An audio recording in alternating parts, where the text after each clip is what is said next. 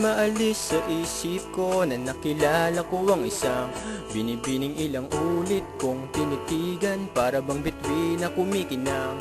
Pwede ko ba na mabilang kung ilan na ang laman ng puso mo? Sana ay kaunti lang, kung madami na sayang pero okay lang. Ito na lang ang iyong pakinggan, na ikaw ang siyang liwanag na naghahatid sa akin pag ako'y naliligaw.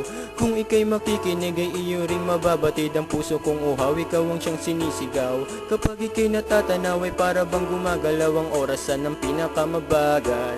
Matagal nang habang iniisip ka ay di ko na malaya na merong nabuo palang pagmamahal. Ikaw ang hinihintay ng puso kong ito, sa'yo ko nalaman halaga ng buhay. Minamahal kita kahit na tayo ay magkalayo, para lang sa'yo ang tibok ng puso kong ito. Ikaw ang mahal ko.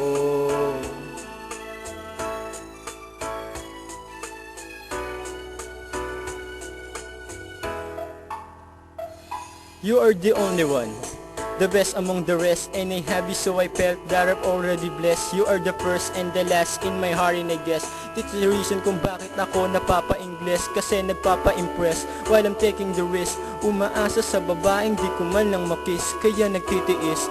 Please answering yes, si Kati Chin S. Fernandez para lamang kay James. Ikaw ang hinihintay ng puso kong ito, sa'yo ko nalaman halaga ng buhay ko. Minamahal kita kahit na tayo ay magkalayo, para lang sa'yo ang tibok ng puso kong ito. Ikaw ang mahal ko.